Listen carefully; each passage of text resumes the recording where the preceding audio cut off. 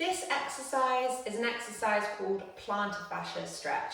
So for Plantar Fascia Stretch, you are going to be sitting on something like so.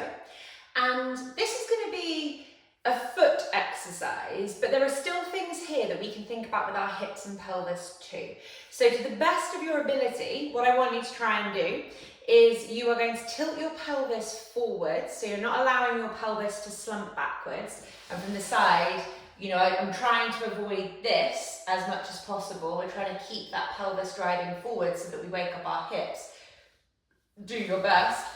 And you're going to be trying to maintain that position as we take opposite ankle to knee like so. So you're trying to keep that pelvis tipping forwards rather than allowing everything to slump backwards. But don't worry too much, because as I said, this is more of a foot exercise. So the plantar fascia is like the web of connective tissue basically on the bottom of your feet. And due to tight shoes, modern shoes, a lack of interest in exercising our feet and things like that, people can get really bunged up at the bottom of their feet, and it can have consequences all over the body. So do not underestimate how your tight feet, toes, big toe, midfoot, ankle, all of that, if it's bunged up, the rest of you will be affected, I promise. So there are 25% of the bones in the body are located ankle downwards. So if that isn't evolution or God or whatever it is that you believe in telling you that your feet are important, then I don't know what is, okay? So you've got to take care of your feet and make sure that they move well if you want the rest of you to move well too. So the first thing that we're going to do, and lots of people can find this really weird, and that's probably because you have tight toes, you're going to try and feed your fingers in between your toes like that. So I'm trying to it's almost like when you have a pedicure or something like that, you put the, have those little spongy things that go in between. So some of my clients are like, oh, I hate touching my toes, I hate putting things in between them. And that's probably because they're not doing it, it feels really alien to them, okay? So the more limber your toes are, the more straightforward this is going to be.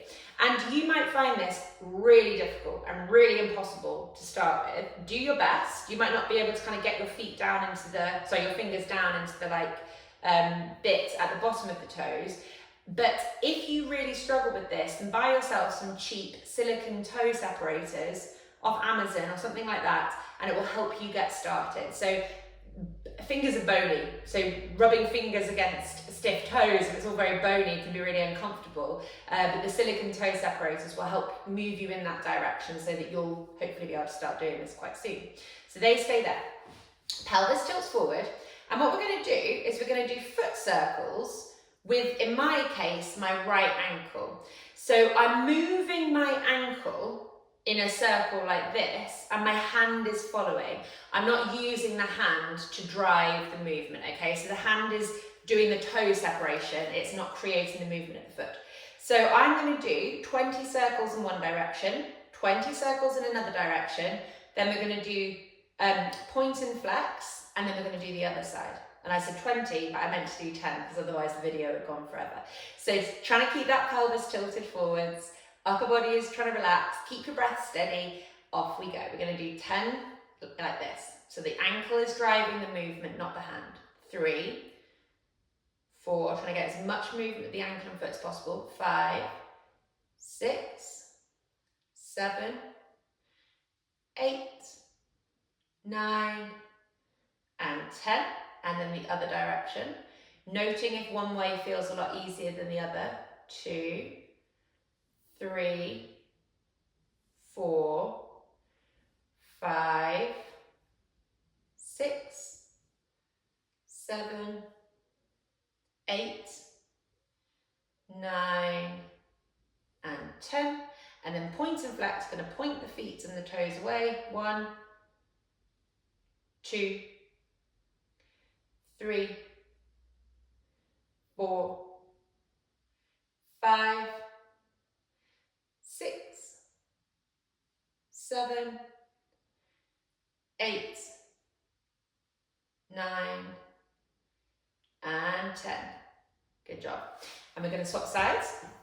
But before we do, have a little think about how our feet might feel different. And I'm looking at my feet and I don't know what is going on. I think it's a good thing, but my left foot is entirely purple and my right foot, I don't know if you can see that on the camera or not, I don't know if it's in view, but my right foot looks like a normal colour and my left leg looks entirely purple. But knowing what I know about my legs, my left hip loves to switch off. That's one of my things I'm kind of dealing with.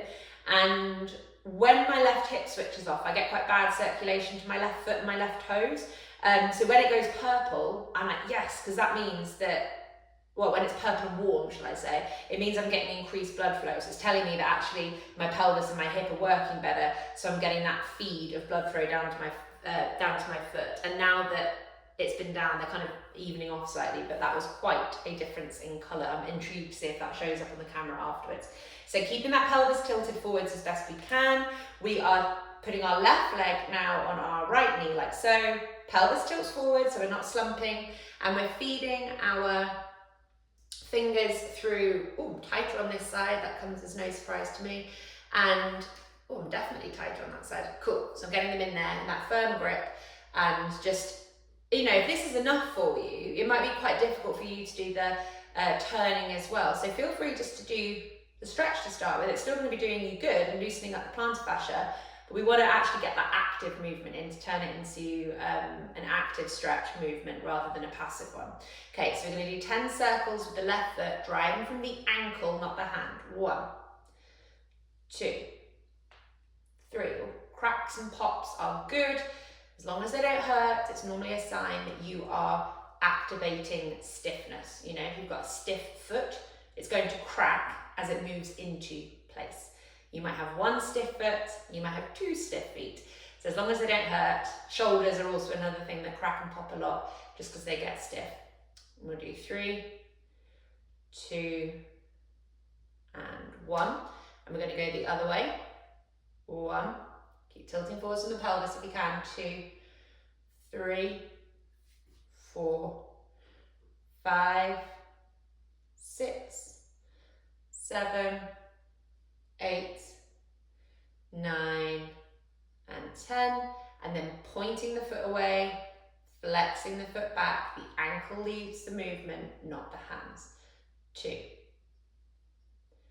3, 4, 5, 6, 7, 8, 9, and 10. I'm placing that foot back down. Oh, actually my right foot went really purple then as well. I don't know what's going on, but there's some definite increase of blood flow through me waking up and changing my plantar fascia. So I'm not complaining about that. So have a little notice. It might be subtle, but do you walk differently? Can you feel things differently? Are you in less pain? Are you more balanced? That type of thing. So that's plantar fascia stretch.